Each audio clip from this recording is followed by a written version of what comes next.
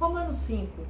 Tendo sido, pois, justificados pela fé, temos paz com Deus por nosso Senhor Jesus Cristo, por meio de quem obtivemos acesso pela fé a essa graça, na qual agora estamos firmes e nos gloriamos na esperança da glória de Deus. Não só isso, mas também nos gloriamos nas tribulações, porque sabemos que a tribulação produz perseverança. A perseverança, um caráter aprovado. E o caráter aprovado, esperança. E a esperança não nos decepciona, porque Deus derramou seu amor em nossos corações por meio do Espírito Santo que Ele nos concedeu. Ô, parte difícil de nós acreditarmos e vivermos isso aqui com tranquilidade e sorriso no rosto, né? A tribulação, versículo 3. Eu tenho que me gloriar, ficar feliz quando eu estou passando por alguma tribulação, porque ela vai gerar em mim uma sensação, um sentimento de perseverança, uma ação de perseverança. Essa perseverança vai lapidar o meu caráter, vai me fazer sair uma pessoa melhor, aprovada daquilo ali. E essa aprovação vai me gerar a esperança de que realmente Deus vai cumprir. Vai sorrir na tribulação, é isso aí. É isso aí que é ser cristão, viu, querido? Versículo 6. De fato, no devido tempo, quando ainda éramos fracos, Cristo morreu pelos ímpios. Dificilmente haverá alguém que morra por um justo, embora pelo homem bom, talvez alguém tenha coragem de morrer. Mas Deus demonstra seu amor por nós. Cristo morreu em nosso favor quando ainda éramos pecadores. Jesus morreu, você ainda não tinha nem nascido. Jesus morreu para aqueles que já tinham nascido e morreu para poder resgatar o pecado daqueles também. Então, assim, se você não tem coragem de dar seu filho para morrer por alguém muito bom, pensa numa pessoa muito boa, uma pessoa caridosa, uma pessoa amorosa, morre no lugar dele, entrega seu filho. Se nem para o muito bom você tem coragem, que dirá para o pecador, bandido, pior pessoa que você pode imaginar, que já cometeu as maiores atrocidades da vida. Entrega seu filho para morrer no lugar dele. É assim que Deus fez por nós, porque nós somos as pessoas pecadoras. Versículo 9. Como agora fomos justificados por seu sangue, muito mais ainda por meio dele seremos salvos da ira de Deus. Se quando éramos inimigos de Deus, fomos reconciliados com ele mediante a morte do seu filho, quanto mais agora, tendo sido reconciliados, seremos salvos por sua vida. Vamos lembrar de novo. No início, lá no Éden, quando Adão peca, há um afastamento dele de Deus, há um distanciamento, porque trevas não combinam com luz. E aí ele estando em pecado naquele momento, ele precisa sair do Éden, do lugar do seio de Deus ali, né?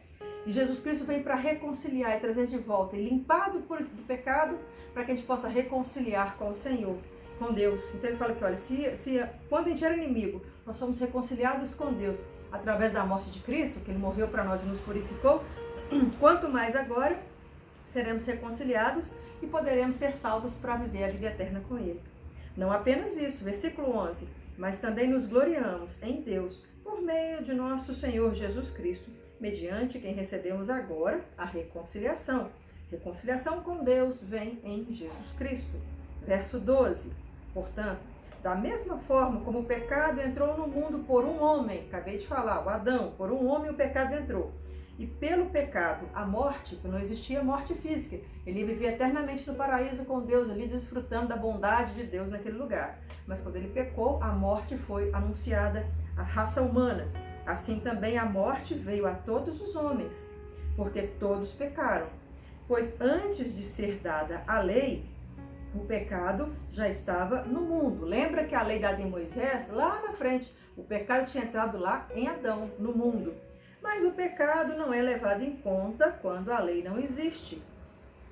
Todavia, a morte reinou desde o tempo de Adão até Moisés, mesmo sobre aqueles que não cometeram pecado, semelhante à transgressão de Adão, o qual era um tipo daquele que haveria de vir. Vamos lá.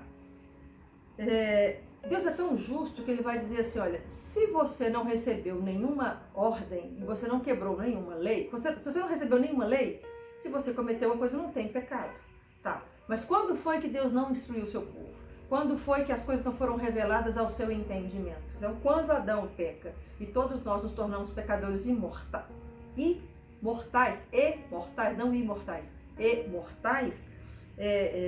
não tem como a gente fugir dessa situação, né? Quer ver onde que eu queria falar aqui?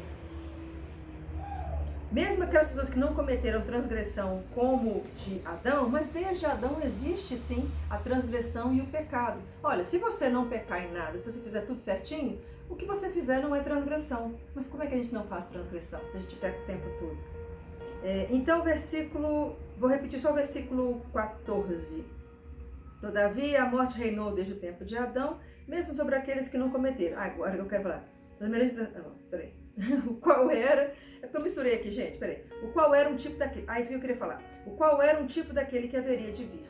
Adão prefigura também Cristo, porque ele, naquele momento em que ele peca e que ele é preciso matar um animal para cobrir a nudez de Adão, naquele momento ele também representa Cristo, que carregou sobre ele o pecado e precisou matar um animal e o seu sangue ser derramado para que houvesse remissão de pecados.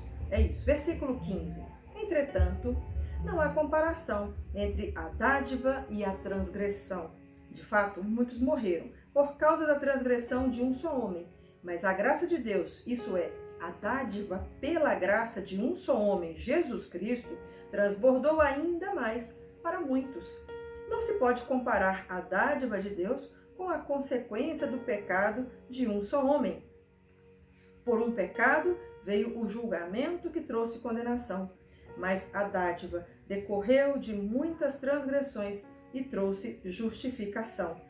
Se pela transgressão de um só a morte reinou por meio dele, muito mais aquele que recebe de Deus a imensa provisão da graça e a dádiva da justiça reinarão em vida por meio de um único homem, Jesus Cristo. Um único pecado te levou à morte. Vários pecados te levam à vida pela remissão de pecados em Jesus Cristo e pela dádiva de Deus dada para essa possibilidade de remissão de pecados. Versículo 18.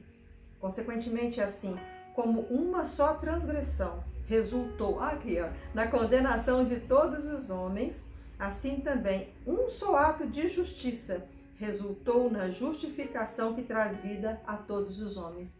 Um homem pecou, levou à morte. Um homem morreu em favor de todos, deu a vida. Um único ato. Logo assim, como por meio da desobediência de um só homem, muitos foram feitos pecadores. Assim também, por meio da obediência de um único homem, muitos serão feitos justos. Tá tranquilo para entender, não tá? Se não tiver, depois me pergunta.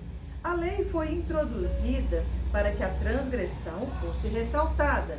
Vou repetir. A lei foi colocada para nós, não faça, não faça, não faça, para que quando a gente transgredir alguma coisa, fosse vista. Poxa, eu errei, porque ele fala que eu não devia fazer e eu fiz. A lei vem para ressaltar a minha transgressão.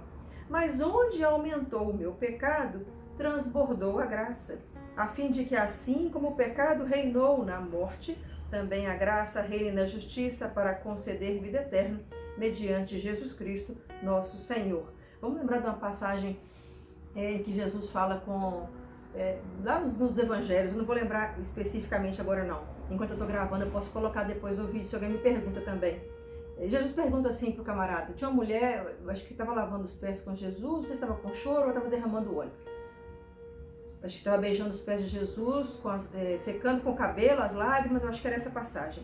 E ele pergunta para o rapaz, fala assim, aqui, se você receber se tinha uma dívida comigo, a sua dívida é grande e a outra dívida do outro é pequena.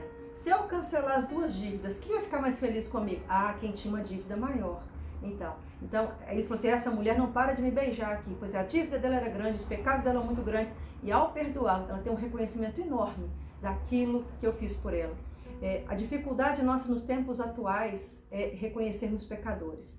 Quanto mais rápido e quanto mais dermos conta de nomear nossos pecados, mais conseguiremos entender o que Jesus fez por nós. Seremos gratos, confiaremos nele, viveremos por fé e teremos a garantia de vida eterna. Então, assim, onde muitas pessoas pecaram, aonde uma pessoa pecou muitas vezes, vou melhorar aqui. Quando uma pessoa pecou várias vezes, em grande quantidade por muitas vezes, Jesus vai perdoar tudo aquilo.